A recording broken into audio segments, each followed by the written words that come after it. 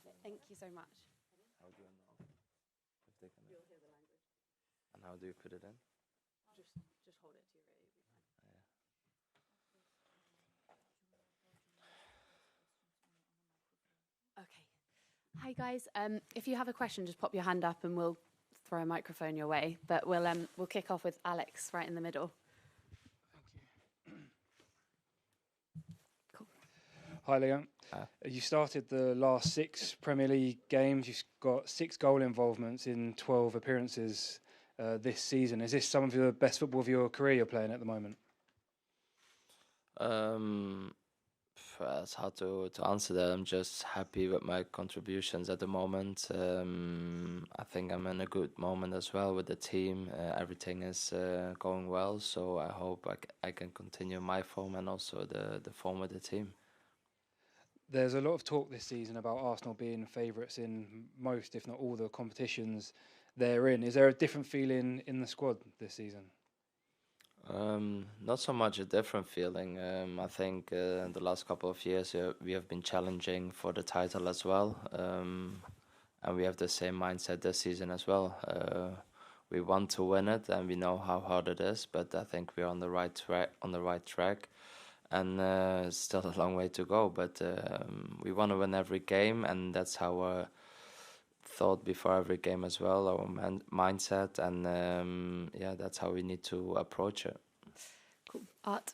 Hi, Leah. I wasn't at the Burnley game, but one of my colleagues was, and she said she noticed you were leading the team's huddle as they came out for the second half.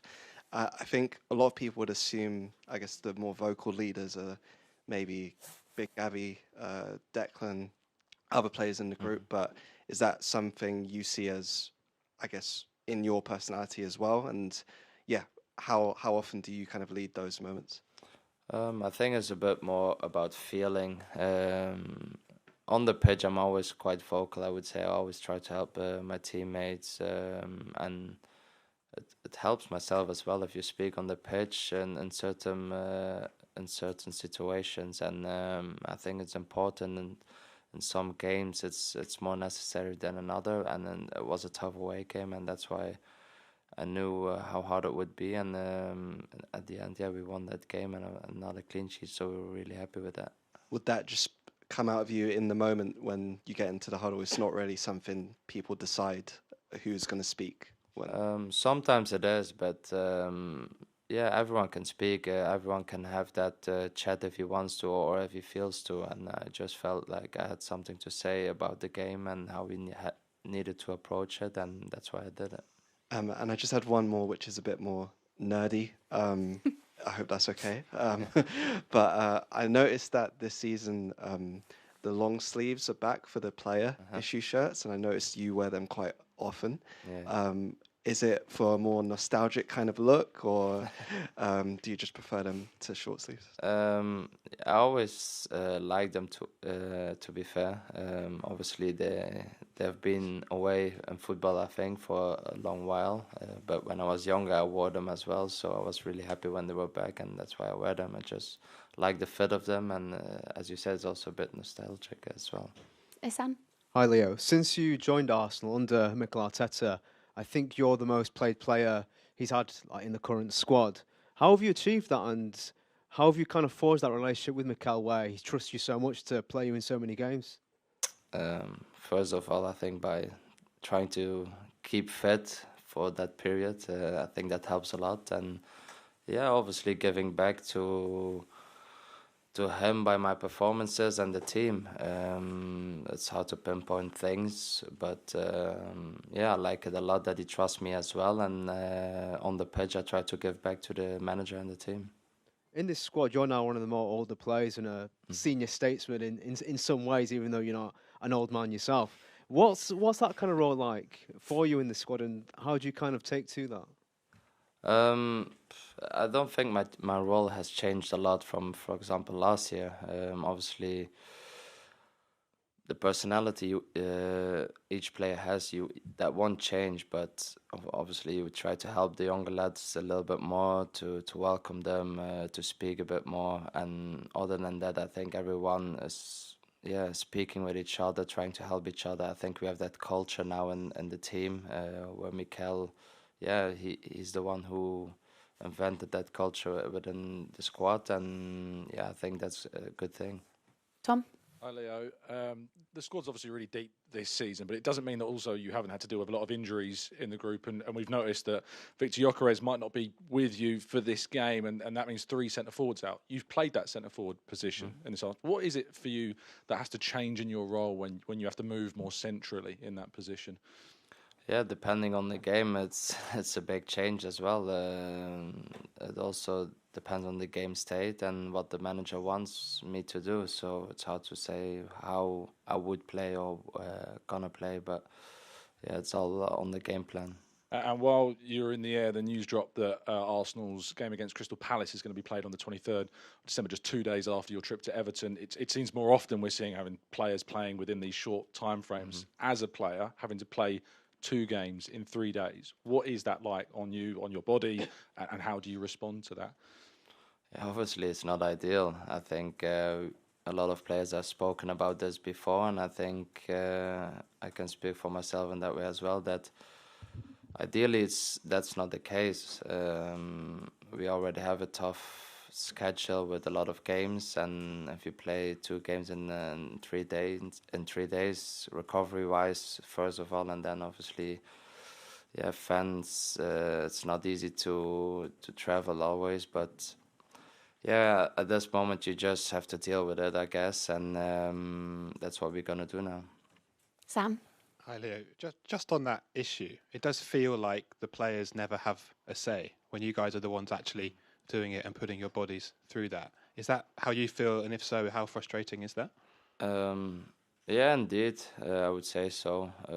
Obviously, it's up to the people who make the calendar at the start of the year. I think they should know that these kind of things can happen, and with a lot of players already mentioning that there are a lot of games, I think they should, but we're now in this phase where it hasn't been. So as I said, that we need to deal with it at this point, and hopefully we can make the best out of it. And just lastly on that issue, if you play twice in 3 days, is the game going to be any good? I mean, are you going to be sharp? Is it going to be entertaining? Is it Hopefully. what people want? That's up to us then. Obviously, we want to win every game, and we're going to try to win that game as well. We want to get further in the cup as well, but it's not ideal, definitely. But then it's up to the players to recover well, to use every tool there is to be ready and to play that game. Go to Charlie at the front. Yeah. Hi. Last season, when Mikel was singing your praises, I think he meant it in a nice way, but he did say you could be a bit grumpy. Mm-hmm. Was that sort of during when you're not playing, or are you a bit grumpy quite a lot of the time? I don't think so. I think I was playing at that moment. I think that more about even in training or whatever. When I lose a game, I can quite upset, or I just have the mentality I want to win everything. If it's football or not, if it's games at home where I play with my family, my kids, whatever. So I think it's a bit there, and I would moan about if they are the referee in training, I would tell them off as well. So I think that's a bit why you would say it, but that's just my personality, and I think nothing is wrong with that. But all good teams, all great teams need people with this type of attitude to keep players on their toes. I mean, Roy Keane was an obvious example at Manchester United, just to set the standards high and just to maybe keep their teammates on their toes. Do you think you sort of do that sort of thing? Maybe, I do. I think everyone needs to be on their toes, especially at this club. It's such a big club, so much good players who can play, so everyone needs to be sharp. Sam. Hi, Leo. Just following on from Tom's question about playing number 9, given how you've started the season so well on the left, playing and starting more matches than perhaps last season at this stage, what do you see as now as your preferred position? I think at the moment it's left wing position. At least had some consistency there now. I think I've showed that as well on the pitch, and but yeah, I'm always available to play any kind of position in the front position. So if the manager wants me to play there, I'll play there, and I will try to do my best. Yeah, a lot has been made about the fullbacks and the positions they take up. Sometimes you see Ricky Calafiori playing as a striker at times. How does that affect you as a winger? And have you ever had that before in your career, fullbacks playing in those positions for a team? No, that's Ricky though. I think I think that's one of his strengths as well. He pops up everywhere. Is it in the pockets as a striker?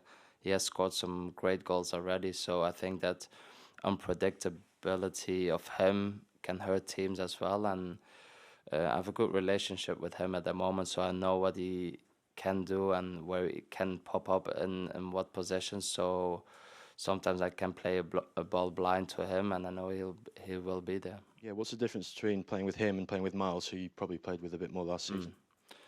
Yeah, they're just two different type of players. I think Miles will be more set in his position, going into midfield, where he's so strong and so good on the ball. Once he gets his body between the ball and the opponent, I think no one can get it off him. And also he can develop a lot more now. He's so young still, but he has a great future ahead of him.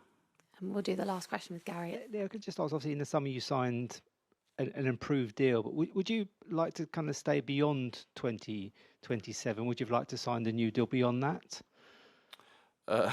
Yeah, I think so. Obviously, I still have 2 years left, and then we will see what the club wants as well. Where do they see me? Where I am at that point. But I'm loving life at Arsenal. I'm really happy to be here. It's such a great club. Obviously, we are in a really good moment, and I hope I can win things with Arsenal. Cool. We'll end it there. Mikel's not far behind. Thank you, guys. Thank you.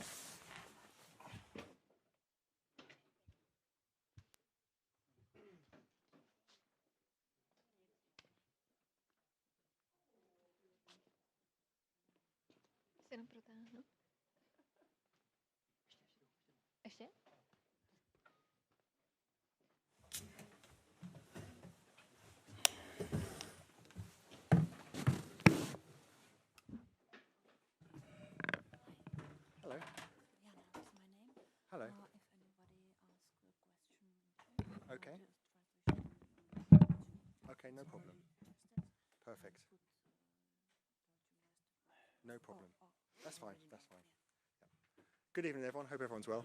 If you have a question, raise your hand and we'll come to you. We're okay to kick off? We'll kick off with Alex from the BBC here in the middle there.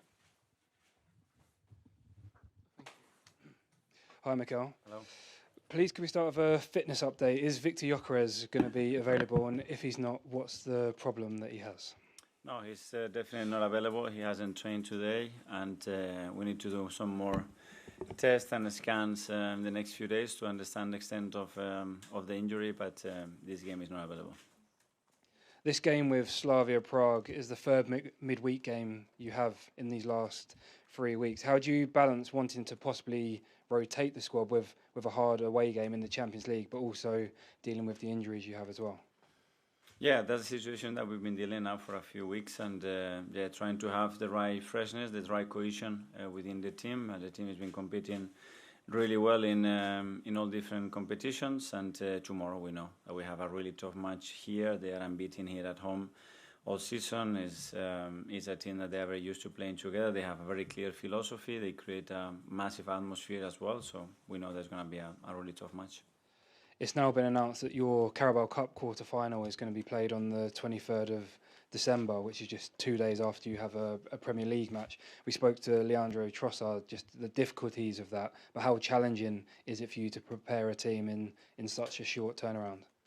Yeah, well, hopefully then they will move our Premier League match, because to play 2 days later doesn't make any sense, obviously. So we will now decide the date. I'm sure they will change the Premier League date as well. Sam from Sky. Hi, Mikel. Just on Victor, are you concerned about it, or is it a short-term issue for him? No, I am concerned because he hasn't had many muscular issues, and he had to leave the pitch, and he was feeling something, and that's obviously never a good sign, especially for a player that it's very, very explosive. So we are digging in a little bit more to understand where we are in terms of the injury, and we'll announce the moment we know more. Yeah, on better news, if you keep a clean sheet tomorrow, you equal a club record for the most consecutive clean sheets in a row. How would you describe the mentality and the you like the word aura a lot, the aura about how your team defends in particular moments? Well, very good at the moment. Obviously, I think the collective organization is very, very strong, and then the individual behaviors of players to defend with such an energy, intelligence, and aggression every ball, obviously is something that has been key for our success. Yeah, and how important has Gabriel Heinze been to that? Because you see the videos online, he's quite intense with that backline, the way he gets them into a huddle before the game. What's the impact he's had on this team? It's the whole team. Obviously, every member of staff, every player brings something to the table. That's something extremely collective when you talk about the numbers that you're talking, and everybody has to bring his piece. Gabi's done it, all the coaches do the same, and especially the players who at the end have to execute what we want. Ed from The Guardian. Hi, Mikel. Just to clarify on the Carabao Cup then, so have you made a request to the Premier League to have your game moved then officially?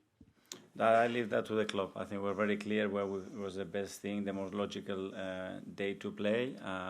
They bring a different date, so I'm sure we'll have to adapt to that. But if you do have to play it, do you think it's the sort of thing that could really be a disadvantage for you in the long run over the course of the season, because 2 games in 3 days? I think, as I said today, I'm sure we will apply the principles of, first of all, is the players, then is the supporters, and then the times that we need to have equality and the same chances for every club. So hopefully it will be fair. Charlie from The Sun.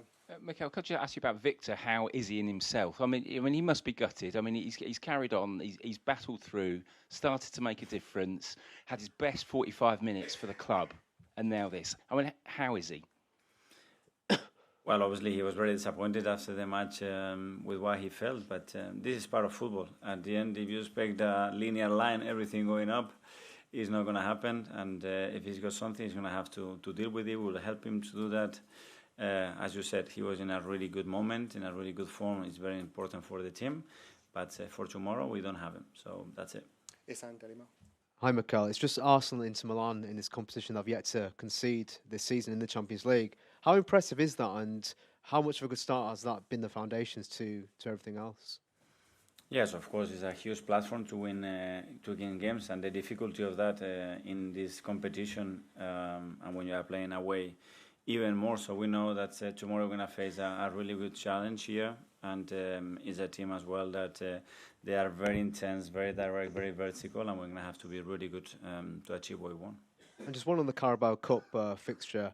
You guys obviously wanted it for December 16th, and it's now December 23rd, it looks like. Even though with the squad depth you've got at Arsenal, how concerning is it that, despite the schedule and the fixtures, that you could potentially be forced to play 2 in 3 days? Does this not concern you, despite the depth? We have 7 players out, so I don't know what depth we're talking about now, because we're missing a lot of players and a lot of front players. So if we continue to do that every 3 days, we won't be respecting, again, what we discussed previously, that in our opinion it's the most important part. Art? Hi, Mikel. Just on Victor, you said it was a muscular issue. Which muscle is it? What part of the body? I leave that to the doctors. They will explain. I don't want to talk anymore. We are here to talk about tomorrow's match and the players that are available, and we'll see in the next week or so. Okay, and Alex Oxlade-Chamberlain was back at the training ground with the academy. I was just wondering if you could speak about what you remember of him as not just a player, but as a person, and what he bring. Top character, one of the best characters I met in football. If we can to help him, if we can give him the space for him to get up to speed and have the capacity to find a club, it's a joy. The boys will learn from it. I had the privilege to play with him, and if he's around, it will be a really good role model to have around the team. Tom, Mikel, no Zubimendi tomorrow because obviously he's suspended. Declan Rice is 1 yellow card away from a suspension. He's obviously a player so vital to how you play, and your next Champions League game will be Bayern Munich at home. How much is that figuring into the gamble of selecting Declan for the game? Yeah, but it comes as well with a situation of Subi. We know that Subi was on 2 yellows as well, so that's the competition. At some point, you might miss players in crucial games. Obviously, we're going to try to avoid that as much as possible, but it's part of the competition. And can I just quickly ask about Christian Norgard as well? As obviously had restricted time because of his injury at the start of the season, and how consistent Zubimendi has been. He might get an opportunity tomorrow. What's he been like? He's an experienced player, a really valuable part of your squad. So what's his experience been so early in his career at Arsenal? Exceptional. I knew very clearly the role that he was going to have, what he could add to the team. Is exactly doing that. I think he was in a really good moment before he got injured. Then it took him a while, again, as is normal, to get up to speed. And now he's having some more minutes, and he's available for tomorrow. Okay, we'll do the last two. Firstly, Sam from the Telegraph, and then one from Chechia there. So. Hi, Mikel. You touched on it there that the injuries are kind of concentrated in the forward area. And then last year it felt like it was the same. It was always defenders at once and then forwards at once. I know you can't predict individual injuries and they're all different circumstances, but is there any sort of pattern here as to why you think or the doctors think it happens in one area of the squad so frequently? Well, we looked at everything. Obviously, we have 4 knees with Gabi Jesus, Kai Havertz, Madueke and Martin Odegaard, which is very, very unusual, all of them with long term. And then we have some muscular injuries with other players, which it can happen, and every club is having. I think it's very unusual to have that many players in the front line with issues. We have to face it. We've been facing it in a brilliant way, and we'll continue like this. Okay, finally, gentleman here, yeah. Hello, Mikel. Good evening. My name is Siri. I'm a local journalist. I have a maybe more personal question because you are in Prague. So I was wondering if you are in touch with Tomáš Rosický, your former teammate, former colleague from the team, your friend, maybe to ask some advice about Slavia, maybe to arrange a meetup tomorrow somewhere in the city or something. Yeah, we'll try to see him. Yeah, we had a great time together. Again, I always said it. Tomáš is one of my favorite players, the ones that I play with. And if I have the chance tomorrow and he's available, we will see each other, give each other a hug, and talk a little bit about football. Okay, guys. Good night, everyone. Yeah. Thank you very much. Thank you. Thank you, guys.